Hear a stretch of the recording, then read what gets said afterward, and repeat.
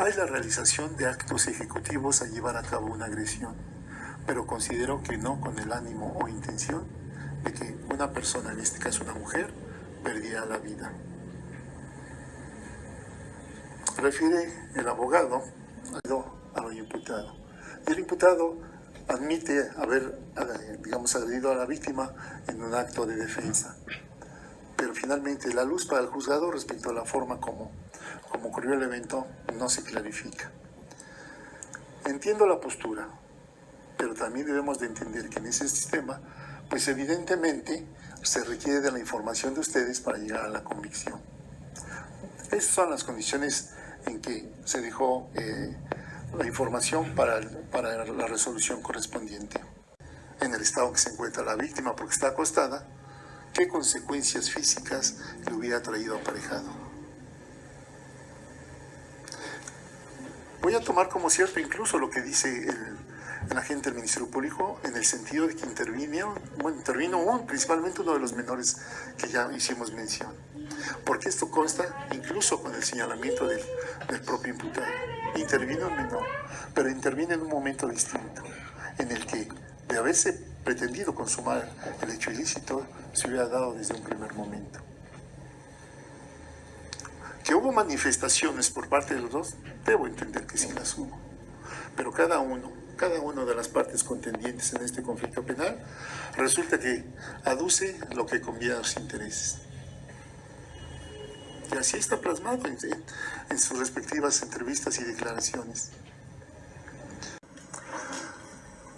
Este órgano jurisdiccional establece que en un principio, este órgano jurisdiccional se le generó incertidumbre respecto de la investigación que se estaba realizando, porque consideré que, a pesar de que se hizo del conocimiento del órgano investigador la realización de un hecho ilícito, en este caso por parte del hermano de la víctima, esto es 2 días después de acontecido el hecho, no se habían llevado a cabo diligencias idóneas, necesarias incluso para el esclarecimiento de los hechos, porque advertí que no se me hizo mención de que se hubiese practicado algún dictamen, mejor dicho, una inspección en el lugar del evento, considerando al que debían haber acudido también peritos en criminalística, incluso si era necesario en química, para los efectos de que se estableciera tanto la existencia del lugar, las circunstancias en que todavía se hubiese encontrado el lugar del evento,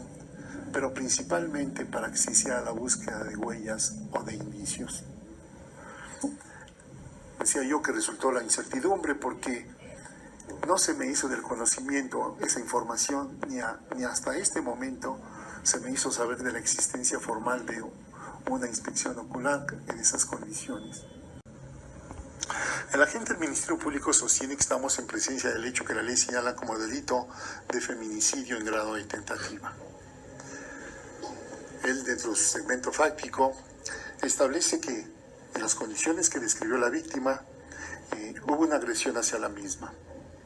Para ello, pretendiendo acreditar los presupuestos que se requieren en esa figura delictiva de delito en grado de tentativa, estableció que, por una parte, se pretendió privar de la vida a una persona, y en este caso una mujer. Yo ahorita me voy a apartar del tema de las razones de género. Se pretende privar de la vida a una mujer porque se dice que un sujeto activo exteriorizó su resolución de cometer un delito. En el caso, señaló que es el de feminicidio. Y esto lo afirma porque dice que se exteriorizó la resolución a través de la realización de todos los actos ejecutivos que deberían de producir el resultado, pero que este no se consumó por una causa ajena a la voluntad del sujeto activo. Y esto último, lo hace consistir en la oportuna intervención de un menor que ingresó al lugar donde estaba ocurriendo el evento y bajo el señalamiento de su forma de intervención, empujar la puerta, hacer que su padre cayera, etc., logra evitar precisamente que se consume el hecho. A ese respecto, la defensa del imputado, pues primeramente definió, de acuerdo a algunos criterios que se en la tesis con número de registro 204513. Fue emitida por nuestros tribunales colegiados de circuito y se identifica bajo el rubro de Homicidio en grado de tentativa. Requisitos que se requieren para acreditar él. Son unos cuantos renglones y me voy a referir a él casi en su integridad. Constituyendo la tentativa punible un grado de ejecución directa e inmediata de un delito que no llega a su total consumación por causas ajenas a la voluntad del inculpado, para que pueda considerarse que un homicidio es cometido en grado de tentativa, se requiere a. Querer privar de la vida. B. Una total realización de los actos de ejecución. Y C. No consumación del homicidio por causas ajenas a la voluntad de la gente. También citaré uno más, que también guarda una relación estrecha con la anterior. Se identifica con el número de registro 214535, emitida también por nuestros tribunales colegiados de circuito, y se identifica bajo el rubro de tentativa de homicidio. Para su configuración es primordial demostrar el ánimo necandi del sujeto activo. Y dice, para distinguir en un evento si se está en presencia de un delito de homicidio en grado de tentativa o de lesiones, hay que atender especialmente al elemento subjetivo del tipo, es decir, la intención o estado psíquico de la gente. Y si hubiera un resultado más, bueno. Pero hemos escuchado por parte de la gente del Ministerio Público que conforme a sus actos de investigación, es decir, las constancias médicas, la intervención de los peritos, e incluso con las que fueron desahogadas en esta misma audiencia, se puede establecer, porque hubo concordancia, que finalmente las lesiones no pueden devenir de un actuar potencialmente lesivo. Porque de habérselo propuesto, el sujeto activo lo hubiera realizado. Más todavía cuando dice la víctima que siente un golpe, abre los ojos y ve al sujeto activo que cuenta con un bat y que la agrede nuevamente. Y entonces ella interpone la mano y recibe el golpe ahí. Y vuelvo a insistir, un nuevo golpe en esas condiciones, en el estado que se encuentra la víctima porque está acostada, ¿qué consecuencias físicas le hubiera traído aparejado? Voy a tomar como cierto incluso lo que dice el agente del Ministerio Público, en el sentido de que intervino principalmente uno de los menores que ya hicimos mención. Porque esto consta incluso con el señalamiento del propio imputado. Intervino el menor, pero interviene en un momento distinto, en el que de haberse pretendido consumar el hecho ilícito, se hubiera dado desde un primer momento. Que hubo manifestaciones por parte de los dos, debo entender que sí las hubo. Pero cada uno del psíquico de la gente en el momento de cometer el hecho criminoso. Preciso, puede llegar a considerarse que no estamos en el momento procedimental de analizar los elementos del tipo. Y que por lo tanto resulta irrelevante que se haga notar cómo se constituye este elemento subjetivo que se denomina dolo. Sin embargo, no considero que no podría establecer de otra manera, puesto que efectivamente es un presupuesto esencial, sí, en un momento dado, darle la calidad de dolo, me voy a referir a él como la intención, y a ese respecto de decir que es cierto, como lo refirió la gente del Ministerio Público, la víctima sufrió una agresión. Y eso no se puede negar, por más que se diga que fueron actos defensivos o que la víctima nos diga que fue con una total intención. Porque el cuestionamiento claro sería, ¿de dónde surgieron todas esas lesiones? O sea, no hay ningún dato que nos conlleve a determinar que no hayan surgido de ese evento. Esas lesiones necesariamente surgieron de ahí. Entonces, es cierto que, como lo dijo la gente del Ministerio Público, le fueron causadas lesiones a la víctima. Y si bien no está determinado en este momento que se hubiera utilizado un objeto contate, sí podemos considerar acreditado que fueron producidas por un objeto contundente. La defensa del imputado, pues primeramente definió, de acuerdo a algunos criterios que citó, lo que debe entenderse por el delito de feminicidio. Estableció que a su consideración no están acreditados los presupuestos de ello. Y al respecto, este órgano jurisdiccional también comulga con esa postura. La figura delictiva de feminicidio en grado de tentativa, la considero que no está acreditada.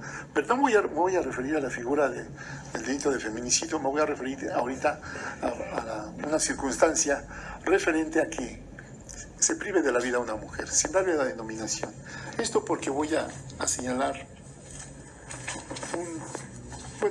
un criterio, lo voy a hacer en base a un criterio, pero señalando que hay múltiples. Por favor, omita usted hacer cualquier movimiento que tienda a crear una falsa, mejor dicho, una falsa información de lo que se va a resolver.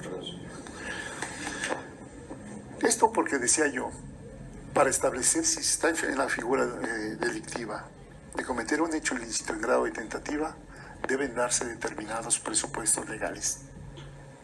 Voy a citar a manera ejemplificativa uno de tantos criterios que debo decir, si bien es una tesis, y que puede decir si solamente es de carácter orientador, sí resulta relevante porque se considera que sí son. Esto lo digo porque dentro de la mecánica del evento que se describe por cada una de las partes, resulta que se habla de indicios. Por una parte, un bisturí,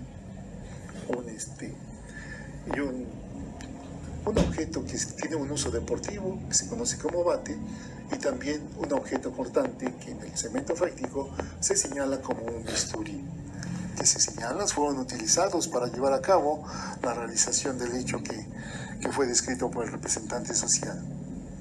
Y por otro lado, tengo la versión señalada por el imputado referente a que él admite que sí, en un momento determinado, golpeó a la víctima utilizando para ella lo que le denominó una mesita de café, que es una mesa pequeña, dijo él,